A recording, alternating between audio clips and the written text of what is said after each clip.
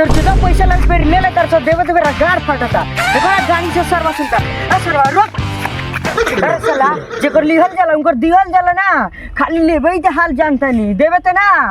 अरे साला तू हर गाड़ ले ले बानी के तोरा के अपन गाड़ दी साले ई थप्पड़वा देखो तर नु ऐसे थप्पड़ मार त हक ते छिया बिया क दबो हमरा पैसा दे साला कहिया देबे।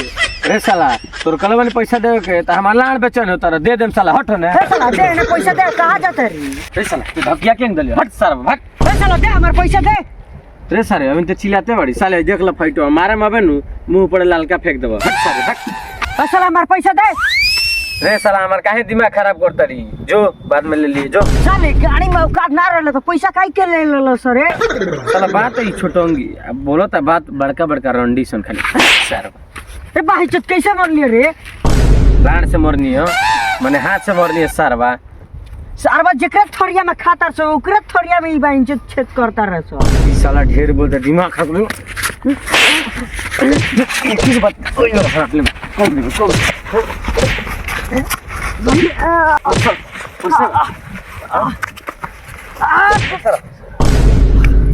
इस सरवा मर का पार फाड़ दोलस पैसा ले लाड़ ले लो हमार इधर छियो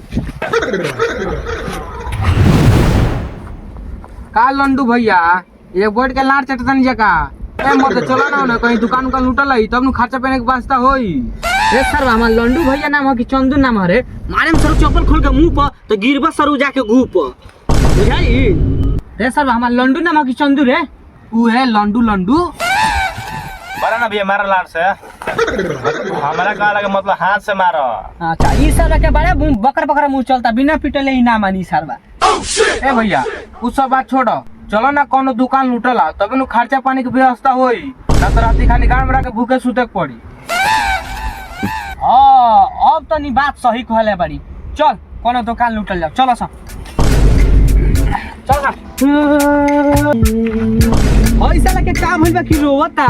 ए हमरा से लाड़ पूछता रह पूछा का भइल बा। रे साला का होइल बे रे हम मार के फाड़ देलो सो आई बा कौन फाड़ देलो सरी का लंडू भैया भले चंदू भैया इनकर कपार फटल बाटे तब रोवत रह गलत मन सोच कामना सरवा के दम हो गइल बा लंडू के भाई के हाथ छोड़ देलो सा।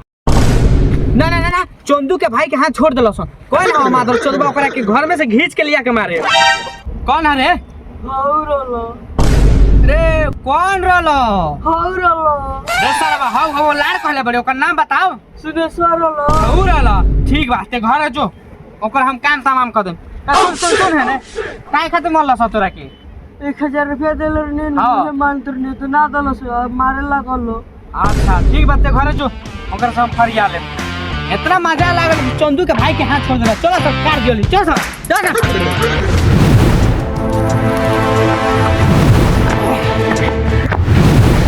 रे भैया रुक ना रे ऐसा फिर छुंदे सारा ए रुक ना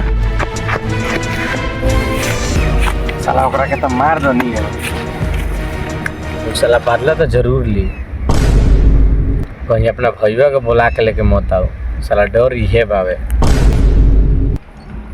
उ सरवा कहीं भेटा गइल तो ओकरा के छोड़े के नहीं के भैया हां अगर उ भेटा जाय नु तो ओकरा गाड़ में होइए कांटा डाल के जोर दे फाड़ दे। आज सरते तो खाली खाने के फेर में वाली चल ढूंढ कहां बा खाली उ भेटा जाय तो न तब बताओ तेरी भाई के मर ले बा। हां ए भैया हो दे बैठल बा चलो चल पकड़ आई बा ओकर भैया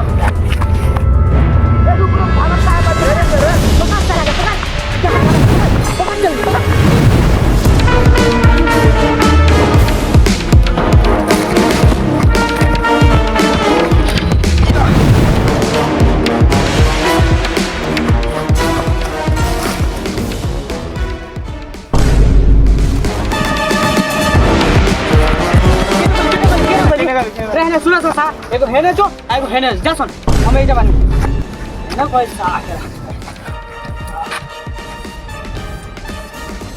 एने गोली साला करा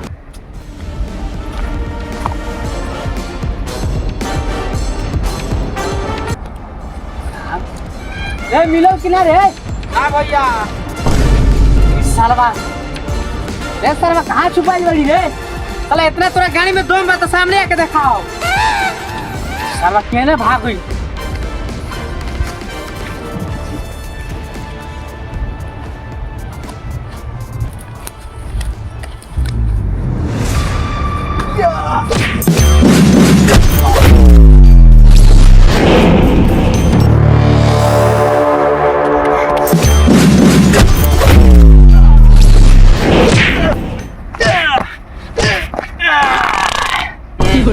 साला हो गया ना बड़ी।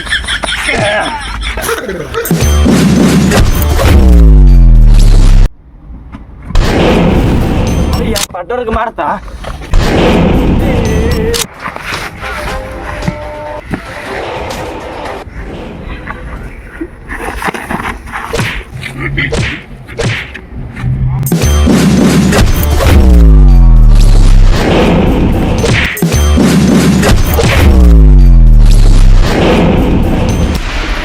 साला कहाँ भाग गई अभी ना लोग गई साला। अरे बाप रे बाप रे साला टोनी के का भइल बा के त छितराई बाड़ सो। आई सारा पड़ी मार ले बा रे कौन मरला उठ रे साला उठ सा। कौन मरला रे? आई सुने सब बड़ी मार लो सब कहां बा बोलो कहां बा रे कहां बा आई आई पर जा होई तो मोर रे साला उठ ना रे ए उठ ना रे उठ। ए बाप रे कहां जाई अब क्यों ना बाइक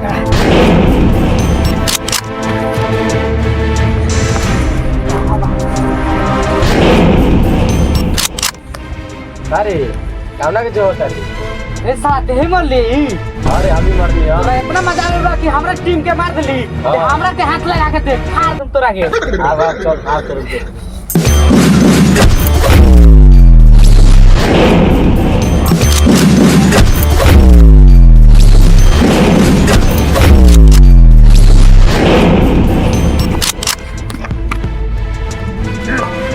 अलहन चंदू से पागल रे साला उठा सा ना रे ए आई ई तो सारा जिंदा बड़ा सब सारा एनर्जी लैंड्री में खत्म कर देता सा। ई सारा दुइये फाइट में पटा जाता सा रे उठा सा रे साला बात सरवा के रे ओकरा के मार के सुताइले बनी हो दे रे साला उठ रे उठा सा रे ए उठ केना बा सरवा रे साला के मुआ दले बनी हो दे मार के सुताइले बनी चलो सा केना बा जा ई तो सरवा भागल तो नहीं के चले साला बहुत हरामी के चोदल बाड़े साला हो तो भागल बे साला चल सा जल्दी उठा सन चल सा सरवा कोनो काम लाइक ना खसा सरवा झूठ मूठ के पैसा लेता ना सा कोनी अधिकार नहीं खेता भाग सन चल सा। हेलो भाई लोग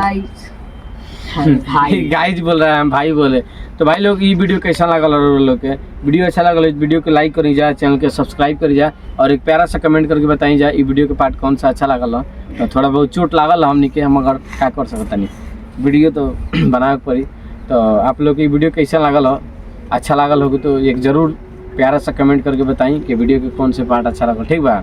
एक पार्ट 2 हमनी के बहुत जल्दी लाएम जा तो आप लोग इंतजार करी और हमनी के और इंस्टाग्राम पे या फेसबुक पेज पे फॉलो नहीं कीजिए पहले तो नीचे डिस्क्रिप्शन में लिंक दियल गई बा जाके वहाँ से फॉलो करी।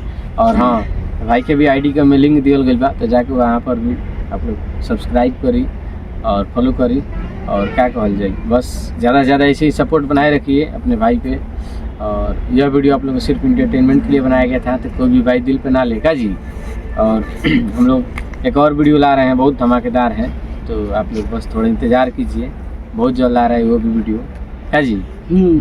जैसे प्यार सब वीडियो में दिए हैं वैसे ही ये वीडियो में प्यार दीजिए और लाइक कमेंट ठोकते कीजिए ज़्यादा से ज़्यादा ठोकिए लाइक ठीक है गलत नहीं सोचिएगा। अरे है लाइक के चलिए ज़्यादा हो गया मिलते हैं हम लोग अगले वीडियो में तब तक के लिए लव यू बाय।